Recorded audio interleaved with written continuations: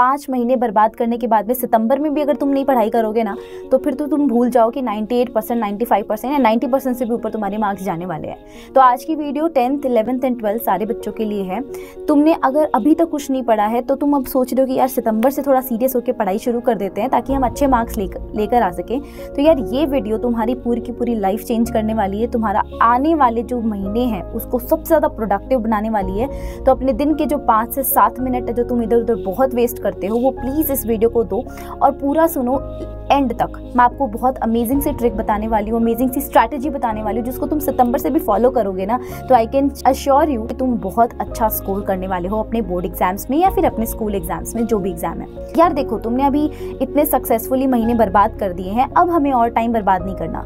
अब हमें सितंबर से बस सीरियसली स्टार्ट करना है, मतलब करना है। अब तुम्हें पुश करना ही पड़ेगा खुद को, तुम्हारे पास कोई ऑप्शन नहीं है। अगर कई बच्चे सोच रहे हैं ना कि सितंबर से फरवरी तक हमारे पास बहुत टाइम है, तो भाई तुम इस भ्रम में मत रहो। सितंबर से फरवरी तक तुम्हारे पास टाइम नहीं है। फरवरी में तुम्हारे एग्जाम्स होंगे, ठीक है, बोर्ड एग्जाम 15 फेब के अराउंड शुरू हो जाते हैं। तो फरवरी तो तुम गिनो ही मत अपने पास में, ठीक है। सितंबर से जनवरी गिनो।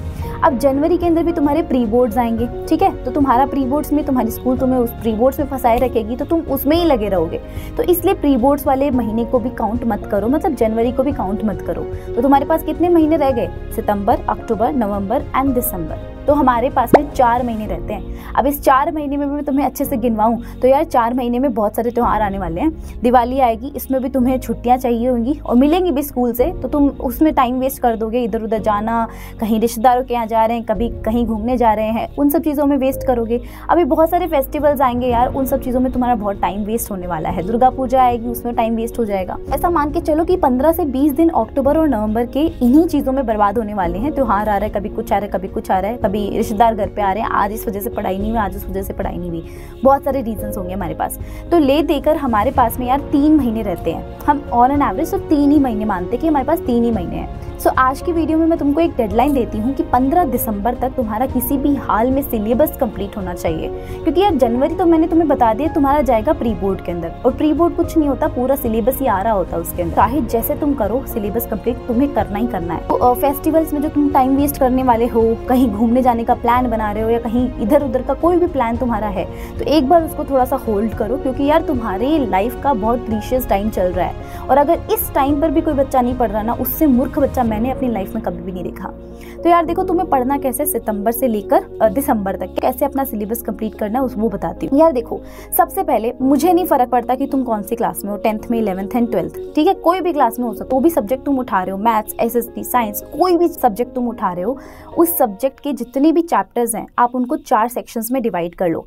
नंबर 1 ईजी और scoring, number 2 hard and scoring, number 3 easy और कम स्कोरिंग, नंबर 4 हार्ड और कम स्कोरिंग, ठीक है।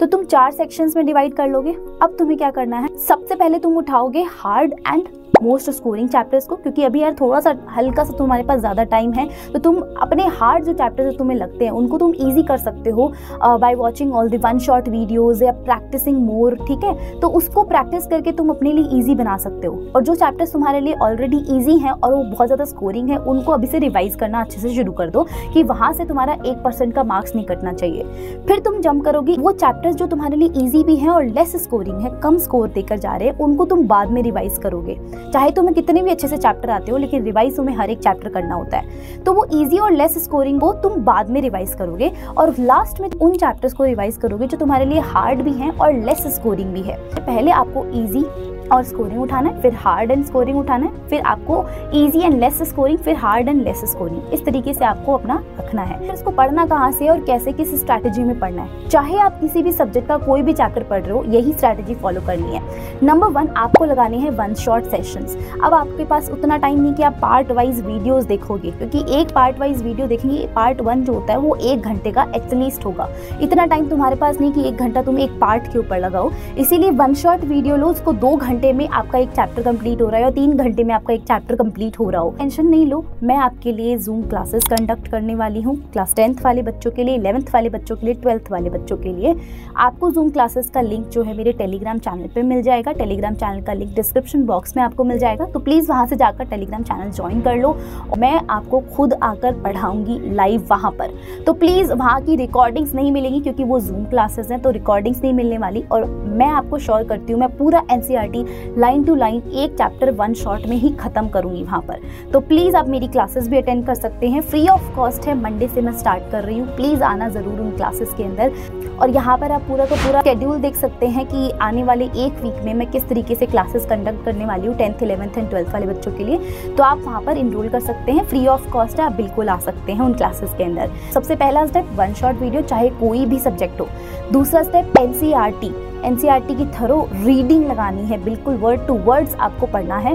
एंड जितने भी एनसीईआरटी के इन टेक्स्ट क्वेश्चंस होते हैं जो ब्लू बॉक्स में दिए होते हैं और जितने भी पीछे के एक्सरसाइज क्वेश्चंस होते हैं वो सॉल्व करने होते हैं। और नंबर 3 स्टेप आपका आ जाता है यहाँ पर एक रेफरेंस बुक लगाना।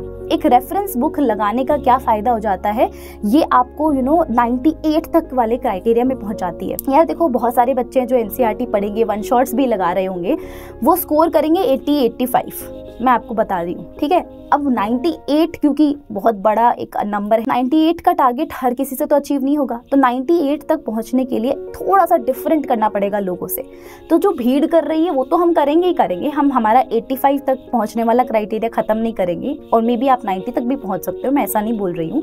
लेकिन हाँ, अगर आप किसी रेफरेंस बुक लगा के थोड़ी और क्वेश्चन प्रैक्टिस करके जाते हो तो आप ज़्यादा उस भीड़ में आगे होने का आपका चांस ज़्यादा हो जाता है। तो आप प्रैक्टिस करिए किसी रेफरेंस बुक से, चाहे आप ओसवाल पब्लिकेशन की बुक ले लो, क्वेश्चन बैंक ले लो, चाहे आप अरिहंत का ले लो, कोई सा भी जो भी आपको सूट कर। किसी भी बुक के लिए ऐसा नहीं बोल रही हूँ कि आप यही लो, आपको जो भी सूट करता है, दोनों ही बुक्स बहुत अच्छी हैं, कोई सी भी आप लेकर प्रैक्टिस शुरू कर दो। और याद रखना, कोई भी बच्चा 5 से 10 साल के पिछले पीवाईक्यूज जो है उनकी प्रैक्टिस ना छोड़े। 5 से 10 साल के पीवाईक्यूज तुम्हारी टिप्स पे होने चाहिए, मतलब चाहिए। मान लो कि कोई बच्चा जो है वो पीवाईक्यू इंटरनेट पे ढूंढता है, तो तुम क्या करो, इंटरनेट से उसका प्रिंट आउट निकलवा लो, और प्रिंट आउट निकलवा के टाइमर लगा के बैठो, टाइमर लगा के अपना पेपर जो है वो लिखो बिल्कुल उसी वे के अंदर। तो कई बच्चे होते जो पढ़ते तो बहुत है, लेकिन एग्जाम हॉल के अंदर वो लिखने में ऐसा करके आते को एग्जामिनर का मन ही नहीं करता कि वो आपकी कॉपी चेक करे। आपकी जो राइटिंग स्किल है, आपका पेपर प्रेजेंटेशन स्किल है, उसको भी आपको इसी टाइम में ही सुधारना है। तो इसीलिए प्रैक्टिस बहुत ज्यादा इंपॉर्टेंट है। एक प्रॉपर कॉपी लेकर आओ जो बोर्ड एग्जाम्स में आपको दी जाती है, वो वाली कॉपी लेकर आओ। एग्जाम हॉल का जैसा एनवायरनमेंट अपने घर पे बना के टाइमर लगा के चुपचाप बैठ जाओ पेपर देने। इससे क्या क्या होगा, तुम्हारी स्पीड इंक्रीज होगी, तुम्हारी पेपर प्रेजेंटेशन स्किल इंप्रूव होगी। और अगर ये सब चीजें इंप्रूव होती है ना, तो यार तुम्हारी कॉपी में 4 चांद लग जाएंगे। 98% लाने से तुम्हें तो कोई नहीं रोक सकता। बस यहाँ पर ये जो भी चीज मैंने तुम्हें बताई है ना, अपना 100% देकर इसको कंप्लीट कर लो। आई कैन बेट यू कि तुम्हारे 98 जरूर आएंगे। तो ये आप चाहे क्लास 10th में हो, क्लास 11th में हो, क्लास 12th में हो, किसी भी क्लास में हो, कोई भी सब्जेक्ट पढ़ रहे हो, ये स्ट्रैटेजी आपको फॉलो करनी ही करनी है। मैंने आपको जो 3 स्टेप बताए हैं, पहला one shot lecture, number 2 NCERT को थरो रीडिंग एंड साथ साथ में in text question plus exercise question, number 3 PYQ practice या फिर किसी भी रेफरेंस बुक के साथ में प्रैक्टिस। तो पीवाईक्यू पिछले 5 साल की अगर आप सॉल्व कर लेते हो, that is more than enough, जिससे आपको पेपर पैटर्न पता चल जाए, कॉन्सेप्ट्स पता चल जाए कि कहाँ से ज्यादा क्वेश्चंस बन के आ रहे हैं। प्लीज पीवाईक्यूज मत छोड़ना किसी भी हाल के अंदर, ठीक है। और साथ में जो किसी भी रेफरेंस बुक को आप लगा रहे हो, बस एक रेफरेंस बुक खरीदो, एक रेफरेंस बुक तुम्हारे पास है, बस उसी को लगाओ, चाहे कोई भी लगा रहे हो, ठीक है। मैं ऐसे स्पेसिफिकली नहीं बोल रही कि अरिहंत की खरीद के आओ, ओसवाल की खरीदो, किसी की भी खरीद लो, तुम्हारी मर्जी है। लेटेस्ट पैटर्न के अकॉर्डिंग ही वो बुक खरीदना और टाइमर लगा के प्रैक्टिस करना, प्लीज प्लीज प्लीज, ये बहुत इंपॉर्टेंट है, ताकि एग्जाम हॉल में आपकी स्पीड इंक्रीज हो पाए और आपका पेपर प्रेजेंटेशन बहुत ज़्यादा अच्छा हो पाए। तो ये कुछ ट्रिक्स हैं जो आप फॉलो कर सकते हो। प्लीज़ यार बहुत अच्छे से पढ़ाई करते रहो और बिल्कुल भी होप मत हारो कि तुमने अभी तक कुछ नहीं पढ़ा है तो अब से स्टार्ट करोगे तो नहीं होगा। Thank you so much. अब मिलते हैं नेक्स्ट वीडियो में, तब तक के लिए चैनल को जरूर सब्सक्राइब कर देना, वीडियो को लाइक करना एंड शेयर करना मत भूलना।